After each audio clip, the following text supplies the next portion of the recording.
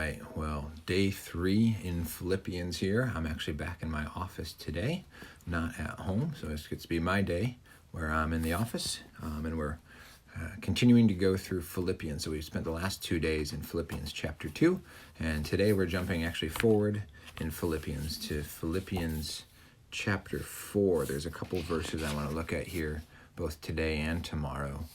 These are some verses that I'm sure you're familiar with, if you're familiar with Philippians at all. These are famous verses that maybe you've even quoted here recently. They seem like the sort of verses that people would quote during a time like this. So in Philippians chapter 4, verses 4 through 7, we read this. Paul says, "Rejoice in the Lord always. Again, I will say rejoice. Let your reasonableness be known to everyone. The Lord is at hand. Do not be anxious about anything, but in everything, by prayer and supplication with thanksgiving, let your requests be made known to God. And the peace of God, which surpasses all understanding, will guard your hearts and your minds in Christ Jesus." And so we have a couple of commands. There's 3 of them here, and I'd like to really just highlight 2 of them. Oh, just touch my face. I'm not supposed to do that. There's 3 commands here. And I'm going to really touch on 2 of them, and they're really, on one hand, really heartwarming commands, right? They're the sort of commands we write out in cursive script, and we maybe place on our wall, but at the same time, they're really difficult commands. And those 2 commands are the one in verse 4. Rejoice in the Lord always. Again, I will say rejoice. And then in verse 6, we're told, do not be anxious about anything, but in everything, by prayer and supplication, with thanksgiving, let your requests be made known to God. So we're told 2 things that I think we'd like to normally do. Don't be anxious and rejoice always. Things we'd like to obey these commands, but they're actually really, really difficult. They're things that we rarely do, actually. So we'll come back to the verse 6 command tomorrow, the do not be anxious one. But today I want to just zoom in on that rejoice in the Lord always. Again, I will say rejoice command from Philippians 4, verse 4. Right? It's clearly an important command. Paul has talked about joy a decent amount already in this letter. And here he gives us command and he repeats it. He doesn't normally do that. He just goes on and says, yeah, this is important. Again, I will say it. Rejoice. So maybe the first question to ask, rejoice in the Lord always. Why is this a hard command? Why would I say this is a hard command? I think the answer is actually pretty simple. There's a lot to get down about. Back in chapter 2, verses 14, Paul says to do all things without grumbling or disputing. Again, that's another one of those commands that we like. We like it if other people obey it, but we find it really hard to obey ourselves, right? There is always something to grumble about. There's always something to dispute about. Here, there's always something to be down about, to not be rejoicing in. If you look around hard enough, or you don't even have to look around hard, you're going to have something to be down and out about. And actually, sometimes we think ourselves clever or discerning because we've found something to complain and criticize, right? Just because you've found something new and maybe insightful to criticize doesn't mean you're impressive. Certainly doesn't mean you're holy. We're, according to this verse, always to be rejoicing.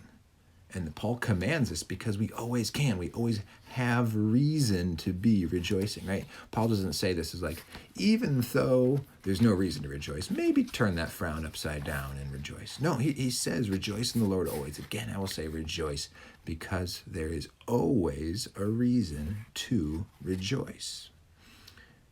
And in order to understand that, I think we need to recognize that there's kind of 2 different kinds of joy that we experience in life. One kind of joy is what we might call a little more superficial. It's about what's happened to us. And so it can go really up and down. It's the sort of joy you feel when you're following your favorite sports team and they're doing well and it goes up, but then they lose or they're disappointing or they're frustrating or something like that happens and then you're down. Right? You kind of go in this up and down, or it's the same thing in all sorts of other situations, right? Maybe you just love the weekends and you love the free time and you love the time to hang out with your friends. And so your joy is high on the weekends and then Monday comes and you got to go back to school or to work or whatever and your joy is down. Right? That's the sort of one type of joy we experience in the world. But there's another kind of joy that I think Paul has in mind, and that the Bible talks about. Is often what Jesus refers to when he's talking about blessed are the poor in spirit, blessed are the pure in heart, blessed are these different kinds of people. Psalm 1, blessed is the man who walks not in the counsel of the wicked, and on and on. There's a certain type of blessedness, of joy, that's out of reach of the circumstances, of the ups and downs in our world. Now, to be clear, those first kinds of joys are not bad. They're not necessarily sinful, right? Those are good joys. To be able to cheer on your team and just enjoy that is a wonderful gift. It's fun to cheer on a winning team, or to be a part of a sports team and to know success and things like that. That's a fun, good thing. It's a good thing to give thanks to God and to enjoy just the daily gifts he gives, the pizza, the time with friends, just a lovely spring day, a sunrise or a sunset, or a cool stars in the sky, or a really fun game of carpet ball, or whatever it is, right? There's these things that aren't in our life always, but it's still totally good and totally okay to find joy in them, to give thanks to God for them. But these things, whether it's pizza or friends or whatever it is, good weather, list can go on, good things worth giving thanks to God for. Those things, as wonderful as they are, as genuine gifts as they are, they're really bad foundations in life, right? If your whole happiness is based on the freedom of the weekend and then just the school week or the work week gets you down, man, that is going to be a pretty miserable existence. 5 out of your 7 days are going to be pretty bad. And in fact, you're going to spend most of Sunday dreading Monday. And so you really only have Friday night and Saturday. If that's the foundation of your joy, then I'm sorry, that's just no real right way to live.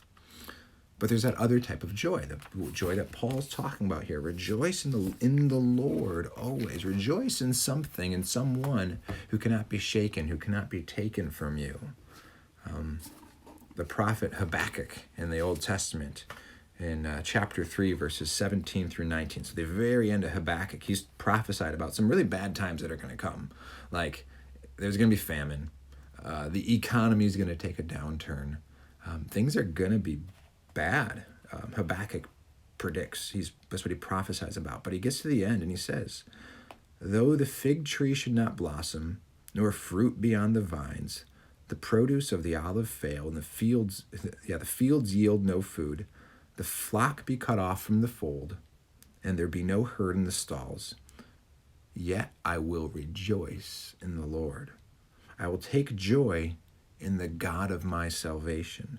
God, the Lord, is my strength. He makes my feet like the deer's. He makes me tread on my high places. And that's how Habakkuk ends. Right? Did you hear that different kind of joy? Right? No fig tree is going to blossom. There's not going to be all these normally good gifts that God gives. They're just not going to be there. Maybe that's what you're experiencing right now. Time with friends, sports seasons, time, just all sorts of enjoyable things maybe have been taken away from you right now. And yet he says, yet I will rejoice in the Lord. I will take joy in the God of my salvation. God, the Lord, is my strength. Right? I'm guessing that Paul had that exact verse in mind when he gave the command in Philippians chapter 4. Right?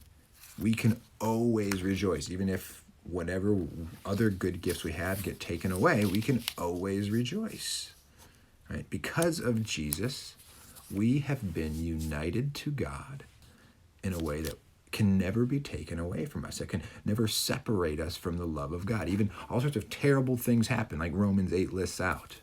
All sorts of things can happen to us, but that can never separate us from the love of God. That can never actually separate us from God. And therefore, if we're rejoicing in God, if God is our strength, then we can rejoice always, even when the other gifts go away. Right? We have access and confidence, bold access and confidence to come near and to know God through Jesus Christ. God is the good of all goods, the joy of all joys, and he can't be taken away from us by circumstances. So here's just maybe a closing task for you for today, something to do. Go ahead and list out, what has this situation, this coronavirus situation, everything involved with it, what has it taken away from you? You could probably make up a list, right? If you're a senior in high school, you're at prom. track season, opportunities to be with my coworkers, opportunities to be with my good friends, right? You can list it out. What are the things that's taken away from you? Go ahead and list those out. Give thanks then to God that you've been able to experience those things, that those were ever a thing that you were able to taste, and pray to God that they return someday soon so that you're ready to give thanks when they are back. But after you've listed that out, list the things about God that this situation has not taken away from you. Right? Maybe you could even list out some of the character traits, some of the attributes of God that you could dwell on. What is the goodness of God, the glory, the power of God that you can still know and dwell on during this time? Right? Many things can always be taken away from you, whether it's this situation or something 10 years, 20, 40 years down the line. The good gifts of this life are always a bad foundation for our ultimate joy. We are to be ones who rejoice in the Lord always. And Paul says, again, I will say, rejoice. So tomorrow we'll continue on in this passage. We'll look specifically at verse 6, where he tells us, do not be anxious. And we'll consider, how in the world does Paul think that we could not be anxious? Seems to come so naturally. So, hope this was a helpful time together. Maybe be talking about it with friends, as family. If you have any questions or prayer requests, feel free to send them either as a text or even on an Instagram message, or however you want to do it. I'd love to hear from you. I've been praying for you all and thinking about our youth group family. So take care.